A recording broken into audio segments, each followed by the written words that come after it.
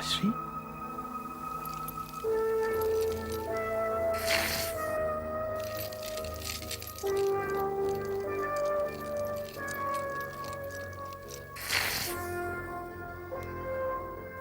भ्राताश्री, आओ अनुज। ये बाण विष में किसके लिए बुझाए जा रहे हैं? उस महायोद्धा के कई नाम हैं अनुज। देवव्रत, गंगापुत्र, भीष्म। मेरी आत्मा के माथे पर अपमान का हस्ताक्षर। उनका वध तो आपकी ओर से मैं करूंगा भ्राताश्री, मैं करूंगा। नहीं अनुज, अपमान का प्रतिशोध तो स्वयं ही लेना पड़ता है। वो मेरा ऋणी है। मैं हर क्षण के साथ अपने अपमान की पूरी कहानी जीता हूं। काशी की राजकुमारी अंबा के स्वयंवर का वो दिन, और उस दिन के पश्चात बीतने वाला कोई दिन भी अभी तक बीता नहीं है। लगातार बीत रहा है, लगातार बीत रहा है। मैं आंखें बंद करता हूं तो काशी की वो सभा मेरे सामने राक्षसी की भांति हाथ उठा उठा कर हंसने लगती है, और मेरी छाती पर मेरे अपमान का फैताल नृत्य करने लगता है। सारी राज्यसभा वीरों महावीरों से भरी हुई है कि एक व्यक्ति के आने से सारे होंठों की मुस्कान मुरझा जाती है। गंगा पुत्र भीष्म पधार रहे हैं। लगता है भीष्म प्रतिज्ञा राजकुमारियों की सुंदरता के सागर में डूब गई। प्रतिज्ञा भी कांच की रही होगी। सावधान! इस स्वयंवर में मैं हस्तिनापुर नरेश महाराज विचित्रवीर्य का प्रतिनिधित्व कर रहा हूं। काशी राजकुमारियां शताब्दियों से कुरु वंशियों में ब्याह के लिए जाती रही हैं। आज भी यही होगा। मैं इन तीनों राजकुमारियों को अपने छोटे भाई विचित्रवीर्य की रानियां बनाने के लिए ले जा रहा हूं। राजकुमारियों का स्वयंवर रचाकर आपने जो हस्तिनापुर का अपमान किया है, मैं उसके लिए आपको क्षमा करता हूं। परंतु राजकुमारियों को अपना वर चुनने का अधिकार है भीष्म। इन राजकुमारियों को यह अधिकार नहीं है शाल्वराज, और यदि है तो मेरे सिवा और कोई इस स्वयंवर सभा में बैठने योग्य नहीं। भीष्म, अपनी जुबान को लगाम दो। मैं केवल घोड़ों को लगाम देता हूं। और शाल्वराज, तुम यदि मुझसे जीवन दान पाकर न जी रहे होते तो भरी सभा में इस प्रकार मेरी बात काटने का कड़ा दंड देता तुम्हें। मैं इस बड़े दरबार में घोषणा करता हूं कि मैं राजकुमारियों को लेने आया हूं और ले जा रहा हूं।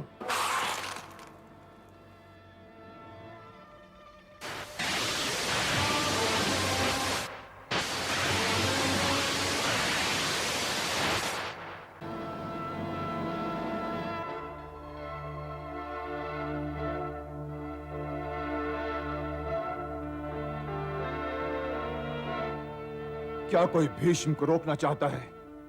रोकना चाहता है भीष्म को?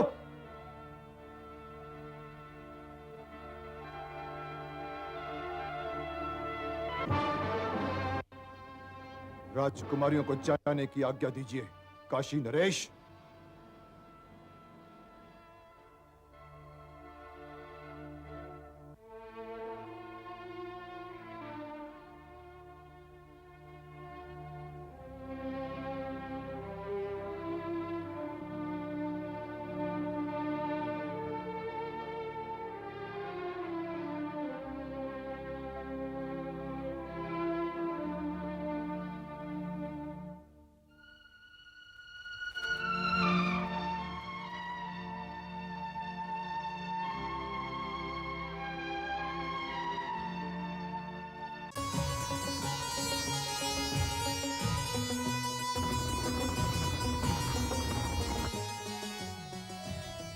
भीष्म!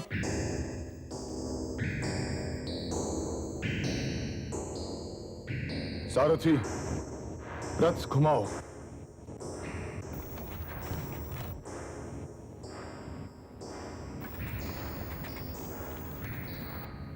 शाल्वराज?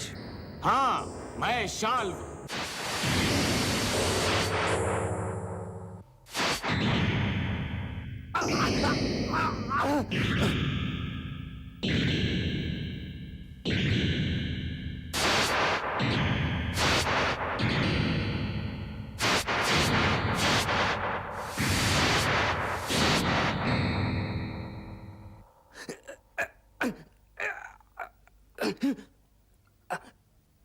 मेरे पास बाणों की कमी नहीं है शाल्वराज, पर दिया हुआ जीवन में वापस लेना नहीं चाहता, इसलिए एक बार फिर क्षमा करता हूं। सारथी, हस्तिनापुर चलो।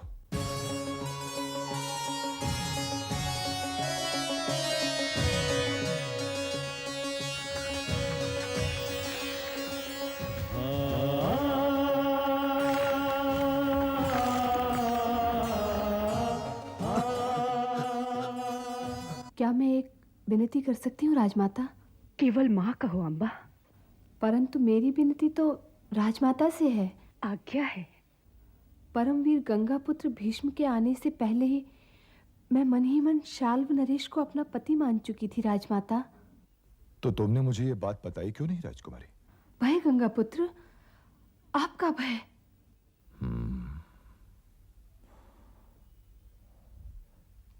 तब तो विचित्र वीर्य का विवाह अंबा से नहीं हो सकता माते। तुमने ठीक कहा भीष्म।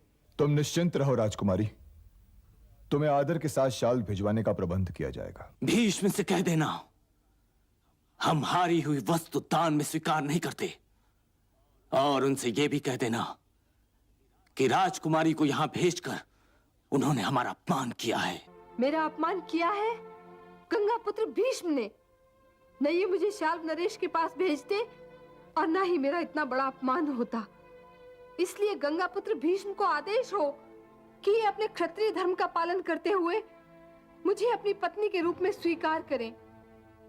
महाराज की जय हो, परंतु मैं प्रतिज्ञाबद्ध हूं महाराज, मैं विवाह कर ही नहीं सकता। विवाह नहीं कर सकते तो काशी से यहाँ लाए क्यों? मैंने तो काशी दरबार में यह घोषणा कर दी थी कि मैं केवल हस्तिनापुर का प्रतिनिधित्व कर रहा हूं। मेरा हरण ऐसे समय में किया गया था महाराज जब मेरे हाथ में वरमाला थी। मेरी बहनों ने आपको स्वीकार किया, परंतु मैं आपको स्वीकार नहीं करती। अब मैं वो माला गंगापुत्र भीष्म के गले में डालना चाहती हूँ। यह संभव नहीं है देवी। क्यों संभव नहीं है? क्योंकि मैंने ब्रह्मचारी रहने की प्रतिज्ञा की है। घायल नागिन, घायल शेरनी और अपमानित स्त्री से डरना सीखो गंगापुत्र। तुम वचनबद्ध हो, इसलिए मेरे अपमान के घाव पर मान का फाया नहीं लगा सकते। तो आज इसी कुरुराज दरबार में हस्तिनापुर नरेश को साक्षी मानते हुए मैं भी प्रतिज्ञाबद्ध होती हूँ। गंगापुत्र भीष्म, मैं तुम्हें अपने अपमान के लिए कभी क्षमा नहीं करूंगी, चाहे इसके लिए मुझे जन्म पर जन्म क्यों न लेने पड़े। तुम्हारी मृत्यु का कारण बनकर मैं अपने इस अपमान का बदला अवश्य लूंगी।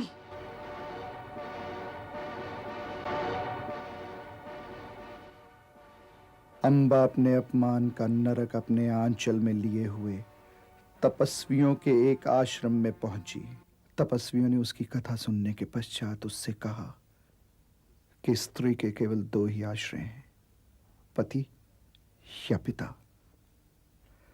अंबा ने कहा कि प्रश्न आश्रय का नहीं है, प्रश्न है अपमान और उसके भुगतान का। अंबा आश्रय की खोज में नहीं थी, वो तो प्रतिशोध के मार्ग की यात्री थी। हम बड़े विचित्र समाज में जी रहे हैं अनुज। नारी के मान अपमान पर भी पुरुषों का अधिकार है, ना उसका अपना व्यक्तिगत मान है ना अपमान।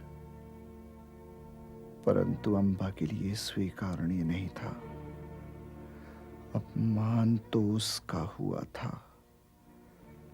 तो उसके प्रतिशोध पर भी केवल उसी का अधिकार था। तो उसने तपस्वियों से कहा, हे मुनिगण, मैं अब काशी तो नहीं जा सकती। वहां मुझे बंधु बांधवों का तिरस्कार स्वीकार करना पड़ेगा। मैं शाल्व के पास भी नहीं जा सकती, क्योंकि वे मुझे पहले ही अस्वीकार कर चुके हैं। मेरे लिए तो केवल एक ही मार्ग खुला रह गया है, और वो मार्ग है तपस्या का। है राजकन्या, तपस्या का मार्ग सरल नहीं है। जानती हूँ, किंतु कोई और मार्ग खुला ही ना हो तो उसी मार्ग पर चलना पड़ेगा ना, जो खुला हुआ है, चाहे वो कितना ही कठिन क्यों ना हो। हे मुनिवर, तप का मार्ग अपमान को सहन करने के मार्ग से अधिक कठिन तो नहीं हो सकता ना? किंतु पुत्री, वो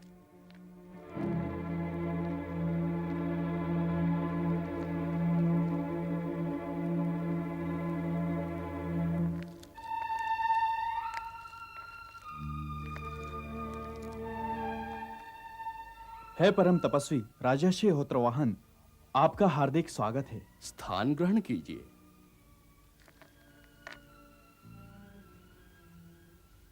मुनिगण कुछ चिंतित लग रहे हैं। समस्या कुछ गंभीर है।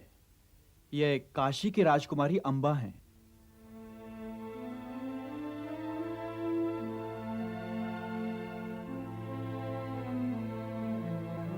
अंबा की कथा सुनकर राजर्षि होत्रवाहन सन्नाटे में आ गए और बोले, हे पुत्री, मैं तेरे जन्म से पहले ही तपोवन चला गया था, इसलिए तू मुझे नहीं जानती। मैं तेरा नाना हूं।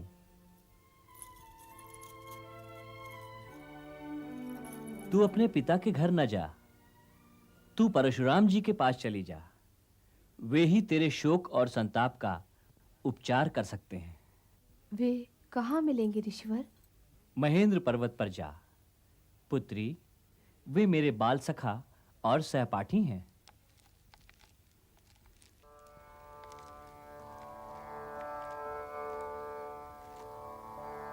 आयुष्मान भव।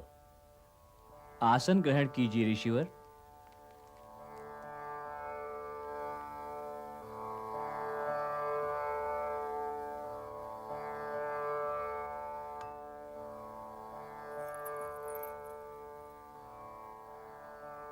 हे ब्रह्म ऋषि, ये मेरी ध्योति अंबा है।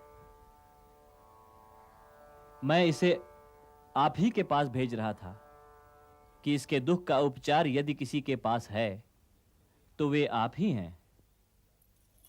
आयुष्मान भव। क्या समस्या है पुत्री? गंगा पुत्र भीष्म ने इसका अपमान किया है, इसका हरण किया, फिर इसे स्वीकार करने से नकार दिया है ऋषिवर। यदि ऐसा है तो भीष्म को से स्वीकार करना ही पड़ेगा, क्योंकि यही हरण की मर्यादा है।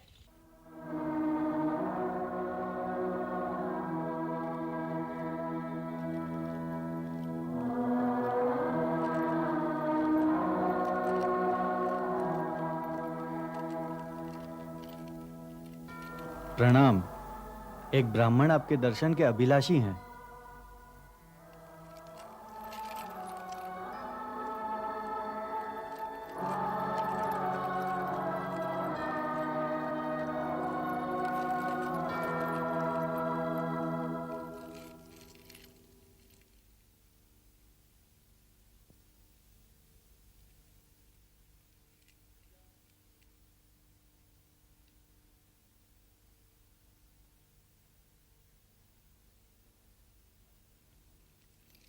प्रणाम।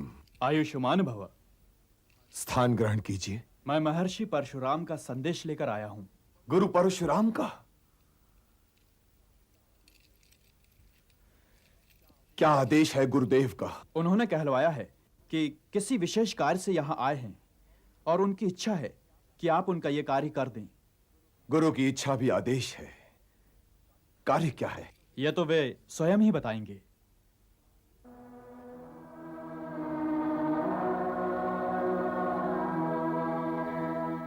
जब तुम्हें विवाह नहीं करना था तो तुमने काशी की राजकुमारी अंबा का हरण क्यों किया? और जब हरण कर ही लिया था तो उसके किस अपराध के आधार पर तुमने उसे त्याग दिया? इसका परिणाम यह हुआ कि वो अकेली और असहाय रह गई। यही कारण था कि शाल्व नरेश ने उसे अस्वीकार कर दिया। अतः अग्नि को साक्षी मानकर तुम उसे ग्रहण करो और अपने क्षत्रिय धर्म का पालन करो। भगवान, अब तो मैं उसे अपने भाई के साथ भी नहीं ब्याह सकता, क्योंकि स्वयं अंबा ने मुझसे कहा कि वो तो शाल्वराज की हो चुकी है, और मैं उसे आदर के साथ शाल्वराज के पास भेजकर अपने क्षत्रिय धर्म का पालन कर चुका हूं। हे गंगा पुत्र देवव्रत, यदि तुमने हमारी आज्ञा का पालन नहीं किया तो तुम्हें हमसे युद्ध करना होगा। मैं आपको समझाने का प्रयत्न करके शिष्य की मर्यादा का उल्लंघन नहीं करना चाहता। नहीं गंगा पुत्र, तुम इस मर्यादा का भी उल्लंघन करके देख लो। हे भगवान, आप मेरे गुरु हैं, आप अपने शिष्य के साथ क्यों युद्ध करना चाहते हैं? शिष्य को उसकी असभ्यता पर कठोर दंड देना गुरु का परम कर्तव्य है देवव्रत। मैं फिर कहता हूं, अंबा को ग्रहण कर लो। हे ब्रह्मर्षि, यह तो संभव ही नहीं है, और यदि आपने युद्ध का आदेश दे ही दिया है तो आपका यह शिष्य उस आज्ञा का पालन अवश्य करेगा। मैं जानता हूं कि आपने अकेले ही इस पृथ्वी के सारे क्षत्रियों को पराजित किया है, पर हे गुरुश्रेष्ठ, ये आप भी जानते हैं कि उन क्षत्रियों में से आपके इस शिष्य जैसा कोई क्षत्रिय नहीं था जो आपके युद्धाभिमान को नष्ट कर सके। उस देवव्रत का उदय तो अब हुआ है।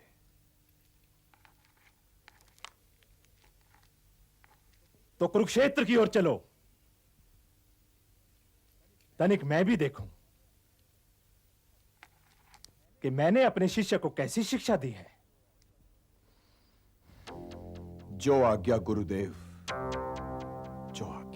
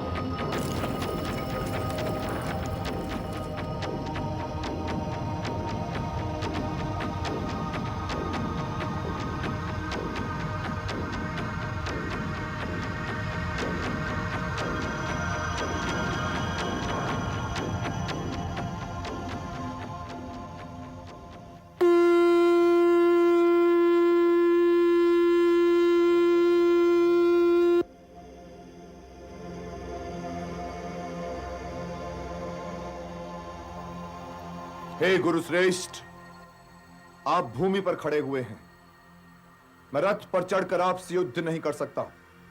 यदि आप मुझसे युद्ध करना चाहते हैं तो कवच धारण करके रथ पर आइए। यह भूमि मेरा रथ है, वेद अश्व हैं, पवन सारथी है। वेद माता गायत्री, सावित्री और सरस्वती मेरा कवच हैं।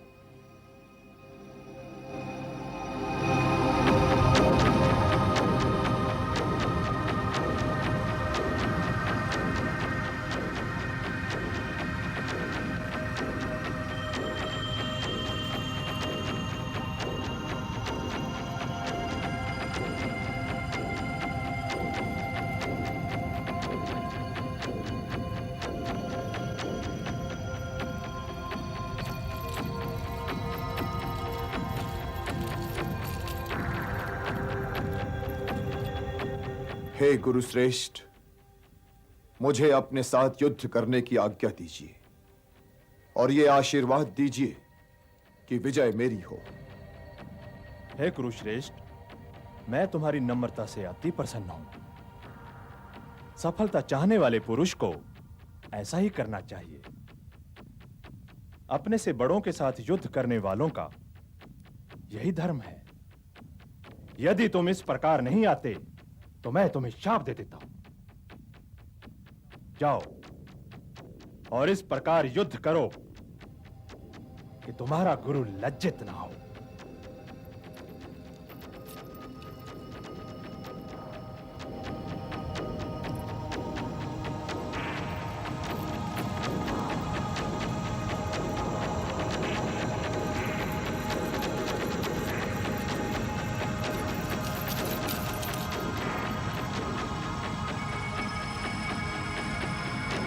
सावधान,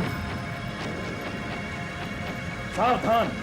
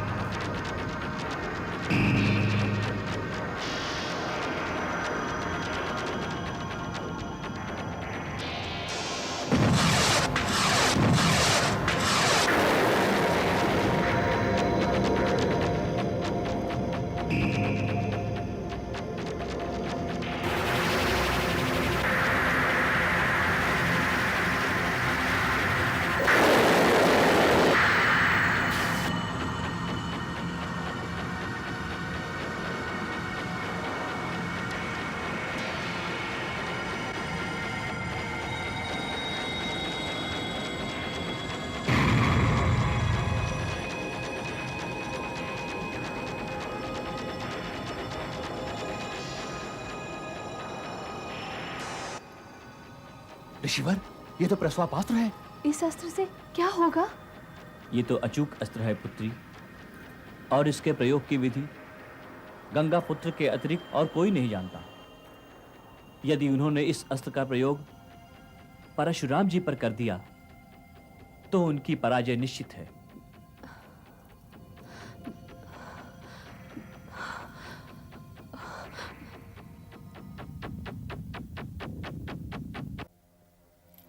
ठहरो, हे कुरुनंदन, हे भरत श्रेष्ठ, प्रस्वापास्त्र का प्रयोग ना करो। इसके प्रयोग से तुम्हारे गुरुदेव का अपमान होगा। इसका प्रयोग न करो।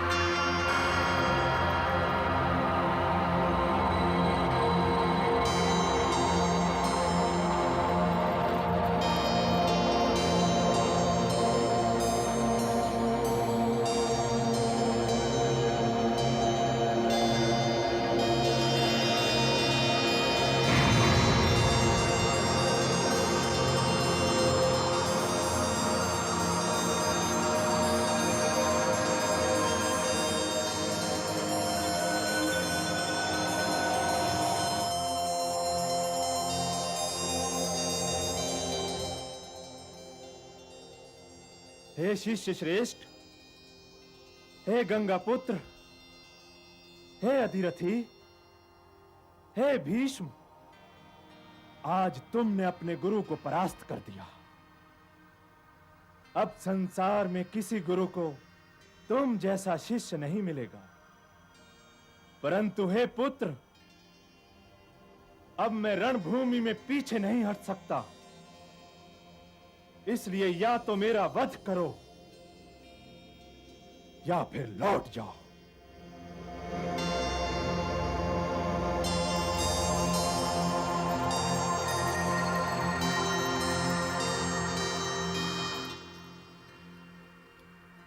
हे गुरुश्रेष्ठ, मैं युद्ध आपकी आज्ञा पालन के लिए कर रहा था, और अब यदि आपका आदेश यह है कि मैं लौट जाऊं, तो मैं लौट जाता हूं।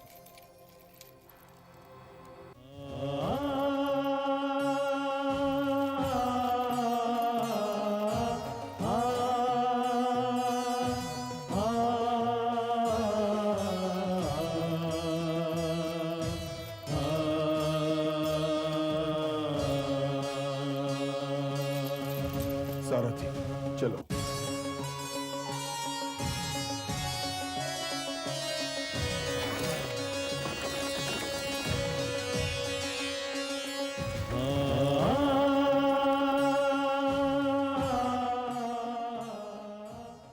हे अनुज, स्वयं मैंने परशुराम को उस भीष्म के आगे विवश होते हुए देखा है। तब मैंने निर्णय लिया कि जो कुछ करना है वो स्वयं मुझी को करना पड़ेगा। मैंने घोर तपस्या की। परिणाम ये हुआ कि मेरा आधा शरीर अंबा नदी बन गया और आधा अंग वत्स देश की कन्या होकर उत्पन्न हुआ। किंतु ये तो मेरा लक्ष्य नहीं था। मैंने फिर तपस्या का मार्ग पकड़ा और तब स्वयं महादेव से मुझे ये वर मिला कि मैं भीष्म की मृत्यु का कारण बन सकूंगा। तब मैंने कहा, हे ईश्वर, मैं तो नारी हूं, मैं भला भीष्म जैसे अधिरथी का वध कैसे कर सकूंगी?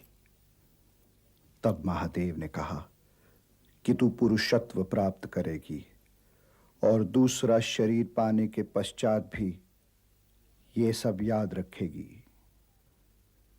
तू द्रुपद के घर जन्म लेगी और महारथी बनेगी।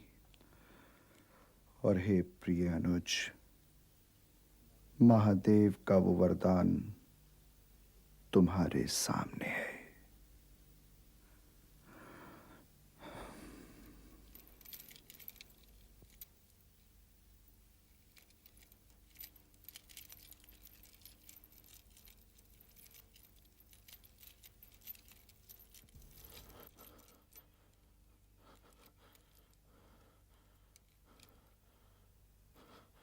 भ्राताश्री, भ्राताश्री,